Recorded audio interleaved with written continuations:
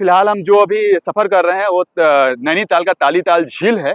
और यहाँ देखिए लोग कितना लुत्फ उठा रहे हैं इस झील का। काफी दूर दूर से लोग आ रहे हैं। आप उत्तराखंड तो बहुत छोटा सा राज्य है, लेकिन इस राज्य की खासियत देखिए कि इस राज्य ने अपने पर्यटक स्थल को इस तरह से डेवलप किया, इस तरह से प्रमोट किया कि काफी दूर दूर से लोग आते हैं। काफी देखिए चारों तरफ कैमरा घुमाएंगे तो लोग भरे पड़े हैं। लेकिन यहाँ दुर्भाग्य हमारे बिहार का हो जाता है कि वहाँ का जब आप करमचंद डैम की बात करेंगे तो वहाँ पे इससे कहीं ना कहीं भव्य है। अगर पहाड़ों की बात करेंगे, पहाड़ के दिखाइए चारों तरफ जो पहाड़ है यहाँ पे जो दिख रहे हैं आपको, इससे कई गुना ज्यादा आपको पहाड़ वहाँ पे दिखेंगे बिहार के करमचंद डैम में। और जो अब झील की अगर हम बात करते हैं तो इसे भी कई गुना बड़ा है हमारे बिहार के करमचंद डैम। लेकिन वहाँ दुर्भाग्य है, सरकार की लापरवाही कह लीजिए या जो कह लीजिए, वहां पे आप जाएंगे तो बेसिक एक शौचालय नहीं मिलेगा, वहां पे पानी नहीं मिलेगा, वहां पे ठहरने के लिए व्यवस्थाएं नहीं मिलेंगी। तो लोग क्यों आएंगे वहां पे? और दूसरी चीज, उसके बारे में लोगों को पता तक नहीं है कि ये बिहार में भी ऐसा कुछ करमचंद डैम है, कुछ ऐसा झील है जो यहाँ के जो तालीताल झील है उसके जैसा है या उससे भव्य है। दिखाइए कितना सुंदर यहाँ पे, देखिए यहाँ पे व्यवस्थाएं की गई है इस तरह से, कितना सुंदर साफ ये झील है, पानी देखिए कितना साफ है। यहाँ ठहरने के लिए उधर होटल चारों तरफ व्यवस्थाएं की गई है, पानी की व्यवस्थाएं की गई है, इलेक्ट्रिसिटी की व्यवस्था की गई है, हर बेसिक सुविधाएं जो एक पर्यटक को चाहिए वो यहाँ पे की गई है। तभी जाकर के यहाँ पे काफी दूर दूर से लोग आ रहे हैं। और ये मैं बताऊं, इस बोटिंग का किराया अगर मैं बात करूं आपको, तो इस बोटिंग की कॉस्टिंग अगर हाफ आप ट्रेवल करते हैं, हाफ घूमते हैं, तो उसका 320 रुपया लगता है। और यही पूरा बोटिंग करते हैं तो 420 रुपया लगता है। मगर मैं बात करूं यहाँ पे तो ऐसा नहीं है कि ये उत्तराखंड की सरकार अपने पॉकेट से इसको डेवलप की है या कर रही है, ये पर्यटक के जेब से किया जा रहा है। यहाँ पे पर्यटक अपने जेब से पैसे दे रहे हैं। 320 रुपए एक बोटिंग के लिए, 420 रुपए एक बोटिंग के लिए दिया जा रहा है। खुद सोचिए, आपके पास तो पैसे आ रहे हैं ना, क्या दिक्कत है इसको डेवलप करने में? तो मैं वही कहता हूं, बिहार का जो करमचंद डैम है अगर हम उसको डेवलप करते हैं, वहां पे इस तरह की व्यवस्थाएं करते हैं, तो लोग वहां पे इससे कहीं ज्यादा आ सकते हैं। जाइए आप करमचंद डैम, अगर नहीं गए हैं तो वहां सूर्यास्त के समय देखिए, सूर्योदय के समय देखिए, क्या भव्य नजारा होता है हमारे करमचंद डैम का, उस झील का। और इससे कई गुना ज्यादा क्षेत्र में हमारा वो झील फैला हुआ है। और उसकी खूबसूरती, कहीं पहाड़ है, कहीं झील है, कहीं पहाड़ है, कहीं झील है, लेकिन यहाँ दिखाइए चारों तरफ प्लेन झील दिखेगा। तो इससे ज्यादा खूबसूरत उसका नजारा है। लेकिन ये है कि उसको उस तरह से प्रमोट नहीं किया गया, उसको उस तरह से डेवलप नहीं किया गया, उसको उस तरह से विकसित नहीं किया गया। और आज वो एक तालाब की तरफ बन करके पड़ा हुआ है। उस करमचंद डैम का जो नींव रखा गया था बाबू जगजीवन राम के द्वारा रखा गया था जब भारत आजाद हुआ था, उससे कुछ साल बाद। लेकिन जाकर के 2014 में तो वो डैम तैयार होता है और उसके बावजूद भी आज 2024 चल रहा है, लेकिन उस डैम का अगर बात कर लें तो कोई विकास नहीं हुआ।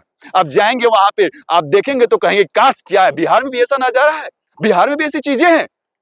आप कल्पना नहीं कर सकते हैं वो करमचंद डैम कैसा है। मैं इस बात का जिक्र इसलिए कर रहा हूं कि जब हम यहाँ पे आए हैं, इस झील को देख रहे हैं, तो यहाँ पे मुझे लगा कि हाँ चीजें अच्छी हैं, लेकिन इससे कहीं ज्यादा अच्छा हमारे बिहार का करमचंद डैम है। लेकिन वो महज दुर्भाग्य है कि वो एक तालाब बन करके, एक पोखरा बन करके रखा गया है उस चीज को। वहां पे एक बोटिंग तक की व्यवस्थाएं नहीं की गई। अगर हम बात करें, वहां पे हम बोटिंग की व्यवस्थाएं करते हैं, वहां पे बेसिक सुविधाएं देते हैं, ठहरने के लिए होटल की फैसिलिटीज देते हैं, शौचालय की व्यवस्थाएं करते हैं, पानी की व्यवस्था, जो बेसिक चीजें होती है। एक पर्यटक को क्या चाहिए? एक सेफ्टी, सिक्योरिटी, लाइट, इलेक्ट्रिसिटी, बिजली, स्टे, होटल से सारी चीजें चाहिए। तो आप ये सारी चीजें देंगे और उनसे चार्ज करेंगे जब उस चीज का, बोटिंग का या घूमने का टिकट द्वारा, तो आपके जेब से क्या जाता है? सरकार के जेब से क्या जाता है? वो तो कहीं ना कहीं पर्यटक अपने जेब से पे करेंगे, आपके सरकार की रेवेन्यू बनेगी। आज भारत का सबसे ज्यादा जो रेवेन्यू आता है वो आता है पर्यटकों से। आज भारत सरकार का सबसे ज्यादा जो फोकस है वो पर्यटकों को डेवलप करने को है। तो वो हमारे राज्य में क्यों नहीं हो सकता? हमारे राज्य के पर्यटक स्थल को क्यों नहीं विकसित किया जा सकता है? इसके अलावा केवल एक झील की ही बात नहीं है, आप वहां पे जाएंगे तो और भी बहुत सारे ऐसे धार्मिक स्थल भी हैं जिसको वहां पे प्रमोट करने की जरूरत है। वहां पे एक अच्छे पीआर एजेंसी, पीआर की जरूरत है, ताकि बिहार के जो धार्मिक स्थल है, जो पर्यटक स्थल है, उसको प्रमोट किया जा सके। मुझे बहुत पीड़ा हुई कि हम यहाँ पे आकर के इतने पैसे दे करके इस चीज को घूम रहे हैं, देख रहे हैं। यहाँ पे अगर मैं बात करूं तो जितने बोटिंग कराने वाले लोग हैं वो मैक्सिमम बिहार से लोग हैं। यहाँ पे जो होटल में काम करने वाले लोग हैं वो बिहार से लोग आए हुए हैं। यहाँ पे हमने बात की जो दुकान पे काम कर रहे हैं लोग, वो बिहार से लोग हैं। तो क्या है ये? बिहार के सबसे अधिक से अधिक लोग यहाँ पे काम कर रहे हैं। यहाँ पे एम्प्लॉयमेंट जनरेट, मतलब उनको एम्प्लॉयमेंट, उनको रोजगार मिल रहा है इसी पर्यटक के द्वारा। यहाँ पे अगर जो लोग, बिहार के लोग होटलों में काम कर रहे हैं, रेस्टोरेंट्स में काम कर रहे हैं, होटल में काम कर रहे हैं, इस झील के लिए काम कर रहे हैं, बोटिंग के लिए काम कर रहे हैं, वो कैसे काम कर रहे हैं? इन पर्यटकों के द्वारा काम कर रहे हैं, इस तरह से पर्यटक स्थल के द्वारा काम कर रहे हैं, उनको इतना रोजगार मिला है। तो हम बात करते हैं बिहार में रोजगार नहीं है। जी सरकार, रोजगार तो बहुत है, लेकिन जरूरत है वहां पे ध्यान देने के लिए, उसको विकास करने के लिए, उसको विकसित करने के लिए। आप चाहेंगे केवल सरकारी नौकरियों के द्वारा हम रोजगार का सृजन कर ले, 10 लाख आपने नौकरियां दे दी, 20 लाख नौकरियां दे दी, वैसा नहीं होता है।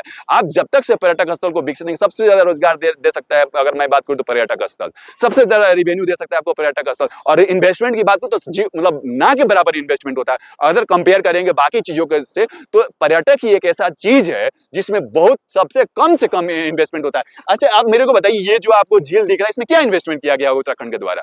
ये तो चारों तरफ से पहाड़ है, बीच में खाई है, पानी भर गया, झील बन गया, इसमें क्या लगा होगा सरकार का? सरकार ने चारों तरफ किनारे किनारे लोग बस गए, इसकी थोड़ा सा खूबसूरती कर दी, बन गया पर्यटक स्थल, लोग आने लगे यहाँ पे, देने लगे पैसे, हो गया रिवेन्यू, हो गया एम्प्लॉयमेंट जनरेशन। तो क्या चाहिए? तो इसीलिए मैं कह रहा हूं कि पर्यटन स्थल को विकसित करने से आपको जो है रोजगार की समस्या जो है, सबसे बड़ी जो समस्या वो खत्म होगी। आप ये इन्वेस्टमेंट की बात करते हैं, वो भी सबसे ज्यादा इन्वेस्टमेंट उसमें नहीं लगेगा, सबसे कम इन्वेस्टमेंट में आप सबसे ज्यादा रोजगार दे सकते हैं और सबसे ज्यादा अपने राज्य का विकास कर सकते हैं और लोगों को खुश रख सकते हैं। तो मेरा मकसद इसमें ये वोटिंग करने का नहीं था, जो मैं वोटिंग कर रहा हूँ यही दिखाने की कोशिश कर रहा हूँ अपने बिहार की जनता को, अपने बिहार की सरकार की आंखें खोलना चाहता हूँ कि वहां पे जो हमारे यहाँ संसाधन है, सुविधाएं हैं, उसको हम विकसित कर सकते हैं और वहां पे हम रोजगार का सृजन कर सकते हैं और अपने राज्य को खुशहाल बना सकते हैं। आज जो बिहार बीमारू राज्य बना है, हम उससे दूर हो सकते हैं। और खास तौर से करमचंद डैम, कितना खूबसूरत डैम है, लेकिन आज उसको क्या हाल में छोड़ा गया है। आप लोग की क्या राय है, जरूर कमेंट करके बताएं। तब तक आपको जय हिंद, जय भारत। एक बार दिखा दिए चारों तरफ घुमा करके कैमरा की कैसा ये झील दिखता है, कैसे लोग यहाँ पे सफर कर बोटों का आनंद ले रहे हैं। अधिकतर यहाँ पे बिहार के लोग हैं ना, होटल में या रेस्टोरेंट्स वगैरह में बिहार से है ना। हाँ, देखिए मैंने भी यही देखा, मैं गया था होटल्स में, जब गया रेस्टोरेंट्स में गया तो वहाँ मिला, बात किया लोगों से, तो लगभग बिहार के लोग थे। यहाँ बोटिंग में भी बहुत से लोग आए, यहाँ लगभग जो बोटिंग भी कर रहे हैं, यहाँ बोटिंग जो कर रहे हैं वो लोग भी बहुत सारे बिहार से लोग आए। सोचिए, बिहार से लोग आ रहे हैं यहाँ बोटिंग करने के लिए, नैनीताल में, उत्तराखंड में। लेकिन आप जाइए डैम, करमचंद डैम में, वहां कोई नहीं मिलेगा, भूत रो रहा है। दुर्भाग्य है बिहार का। जय हिंद, जय भारत।